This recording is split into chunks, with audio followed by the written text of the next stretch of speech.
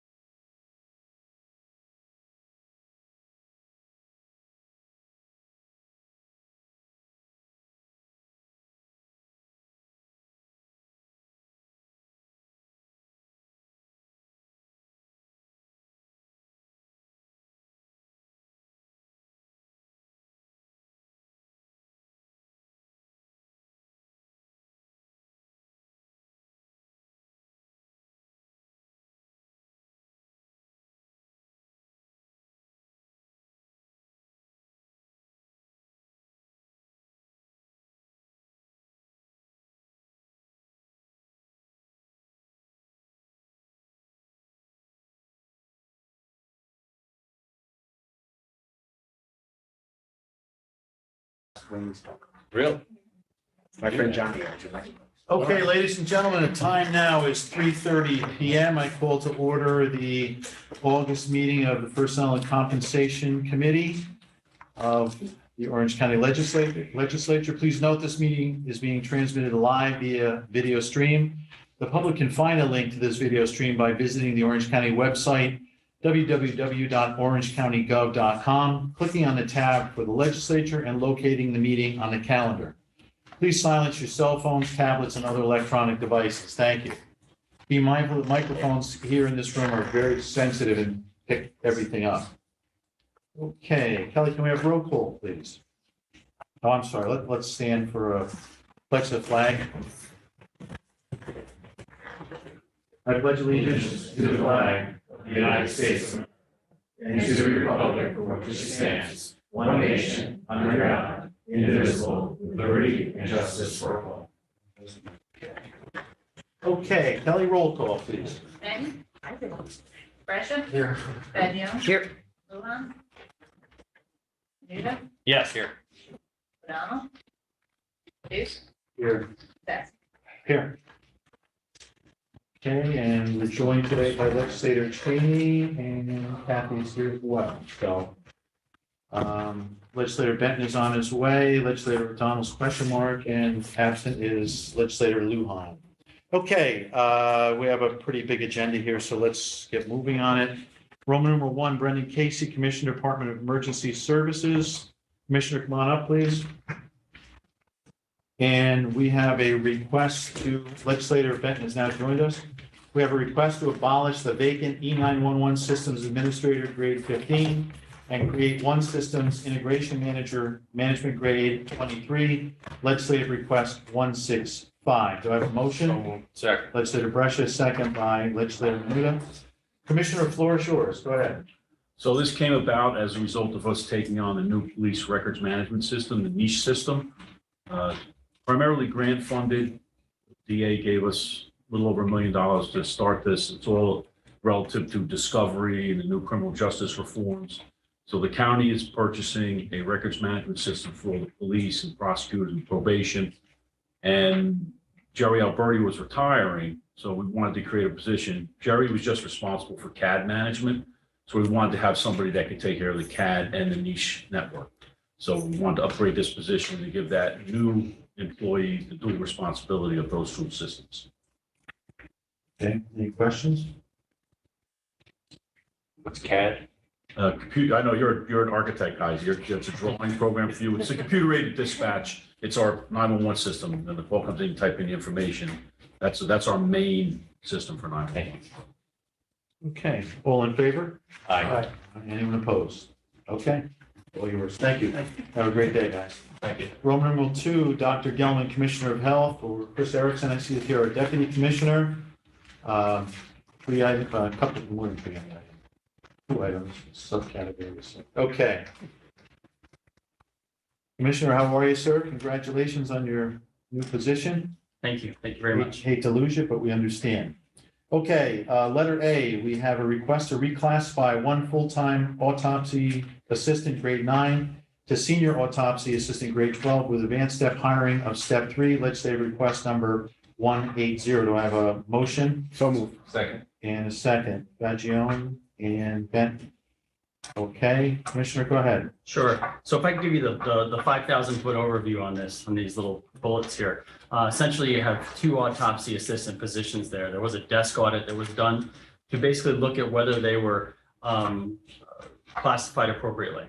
And the desk audit did come back, as you can see from the memo, that they felt that it was not classified appropriately.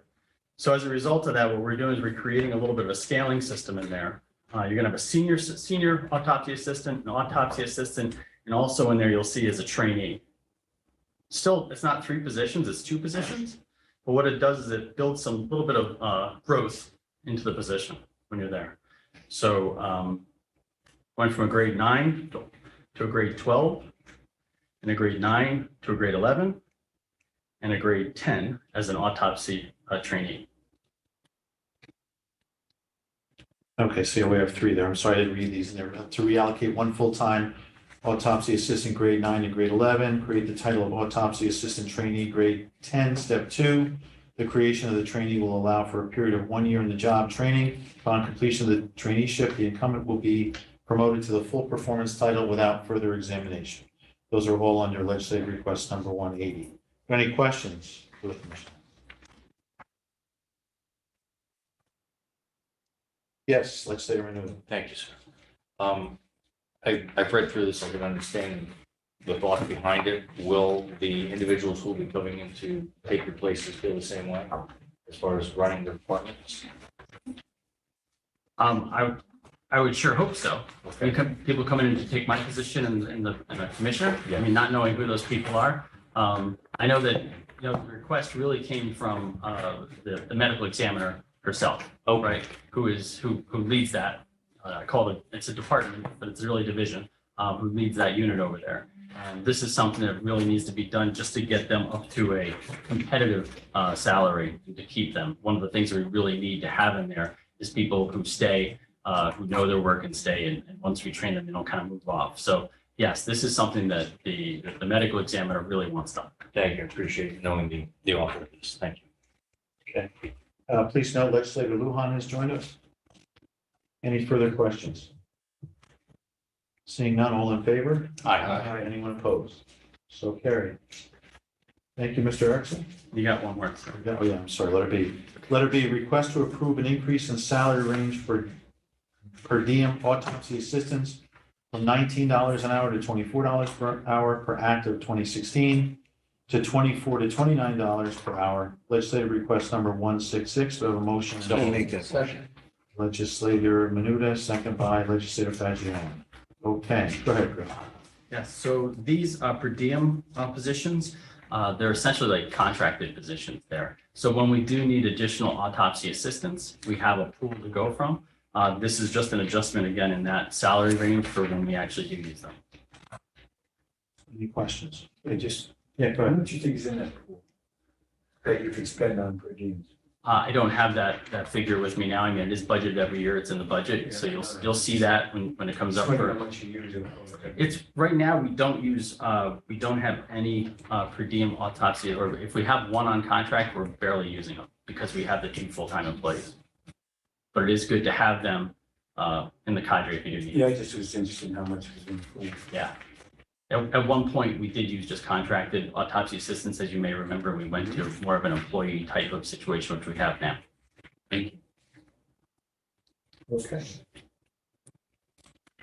All in favor? Aye. Anyone opposed? So carried. Okay, thank you, sir. You're welcome. Thank you. Next up, Roman number 3, Carrie Gallagher, Commissioner of Finance. A request to create one Deputy Commissioner of Finance position, management grade 25, legislative request number 191. Do I have a motion and a second? So moved. Second.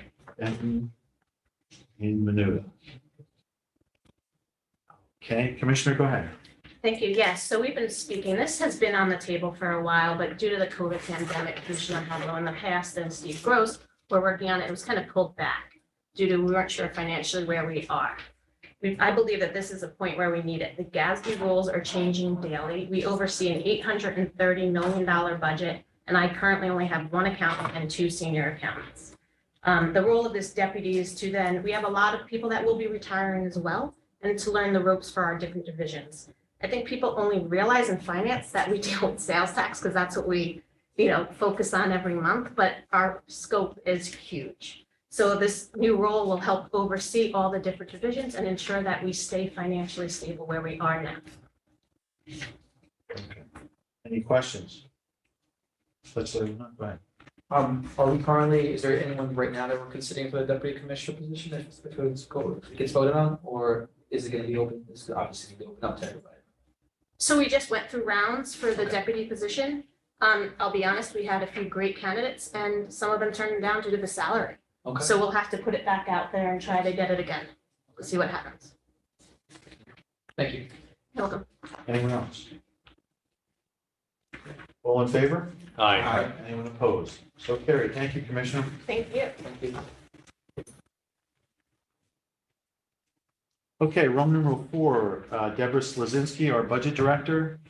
Deborah, come on up. Good to see you. Okay, we have letter A, request to allocate deputy budget director from management grade 24 to management grade 25. And we have a request to abolish senior budget technician grade 11 and create one budget technician grade 10. Those are legislative request number 194. Do I have a motion? So moved. Second. Fagione and Luhan. Okay. Okay, Okay, so the deputy budget director from the 24 to 25 is based on a desk audit done by Human Resources. The duties have increased dramatically with a much higher concentration on technical responsibilities with our new systems and such, and the calculations that go into it. So that's the reason for that. any questions? Yeah. Is there somebody in that position now? Yes, Gretchen. Oh, okay. So the salary is going to be determined now once this is voted on and by the full legislature, or the salary change? The salary doesn't necessarily change, we just Right, no, because greater, it's a yeah. big range. It is a bigger range, yes. So you But- would be the one adjusting it? I would not be the one adjusting it. I would maybe have some input, but I would not be the one adjusting it. Okay. Anyone else? Okay, all in favor? Aye. Anyone opposed? Okay, so carried. The second one? Okay, go ahead. Yeah, I'm sorry. I That's looked okay. at both as 194, yeah. Okay, so the reason that we're just downgrading it, one is basically because there's no need for supervision in that position anymore. We have other people who will supervise it, so that's why we're doing this. Questions? Okay, all in favor? Aye. Anyone opposed? Okay, Thank you. thank you. Okay, and last on the agenda, I'm going to ask for Mr. Chapman to join us at the table.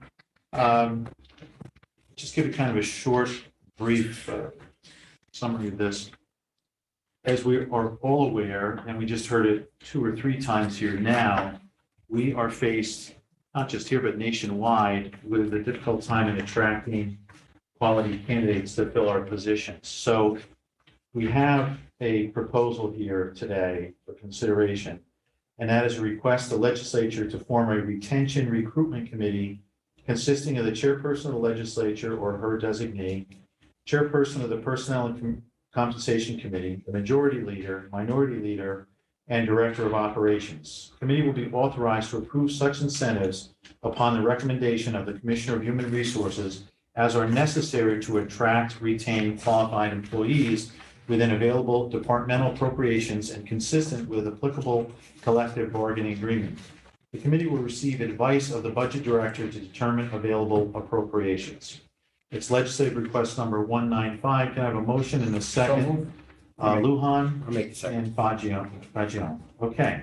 All right, Commissioner, I'm going to turn it over to you for further explanation. Sure. Thank you, Chairman. I think you've explained the heart of the problem here. There's a nationwide malaise in many ways right now of retaining and attracting qualified employees. And public employment in New York State has become significantly less desirable than when I started my career in public service in the early 1990s. A lot of that's attributable to Tier 6.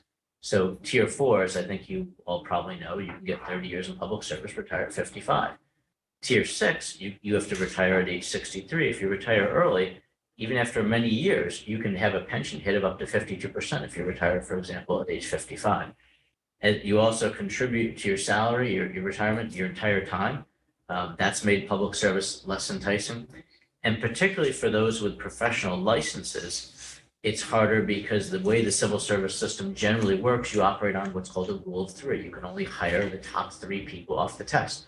So if we want to go hire an engineer right now, because they're not generally speaking exempt under the civil service laws, you're going to hire somebody, you're going to ask them to leave an existing private sector career, go work for maybe some more security, maybe a similar salary, maybe less. The deputy finance commissioner coming in is going to be making less money than he made in the private sector. And you know, that's just a reality. But he's exempt. He at least works for Commissioner Gallagher at her pleasure. You're going to go try to hire an engineer or many other professional licensed individuals, mental health workers. These are folks who are going to have to pass tests, and the test is not going to come for 2 years.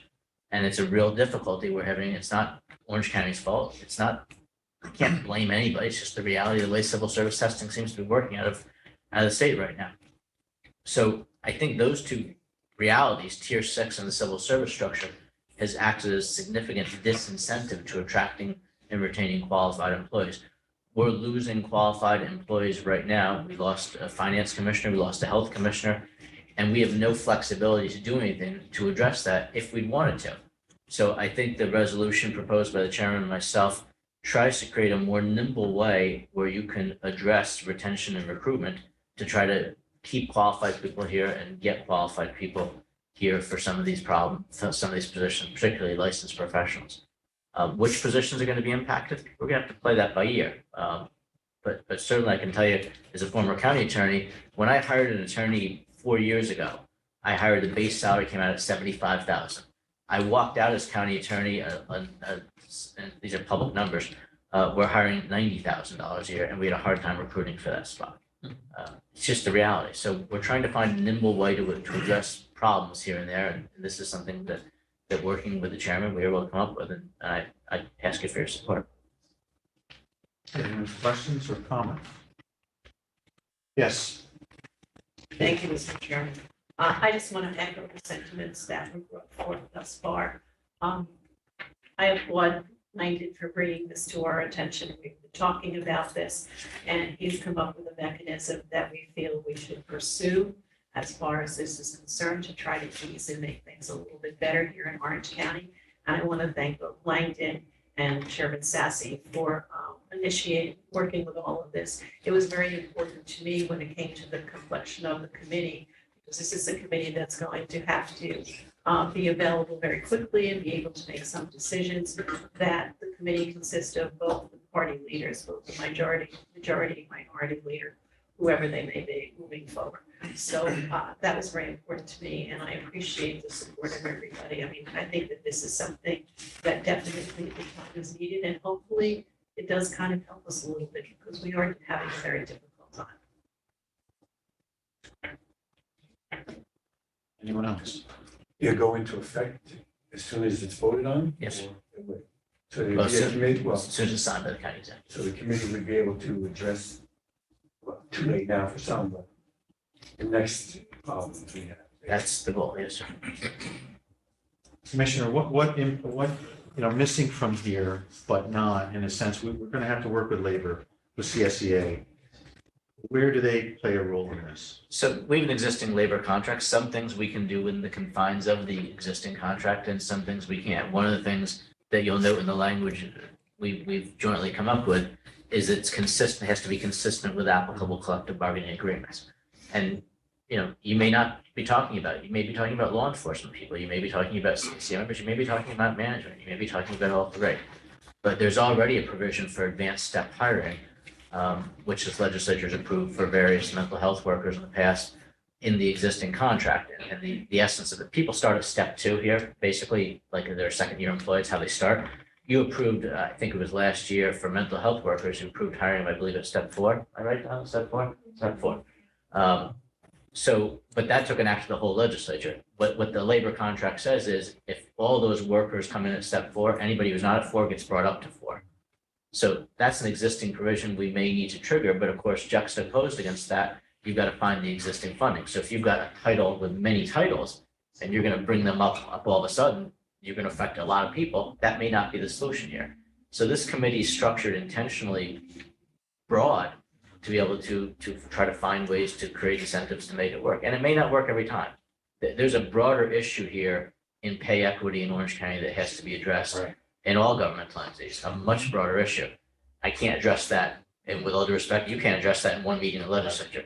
But this is something I would respectfully submit you can do now. No, I agree. Absolutely. Okay, anyone else? Okay, all in favor? Anyone opposed? Okay, thank you, Commissioner. Thank you, Commissioner. Okay, that concludes our agenda. I'm going to ask for a motion to adjourn. Motion second. Thank you, everyone. Have a great afternoon. We have E&E coming up in 10 minutes.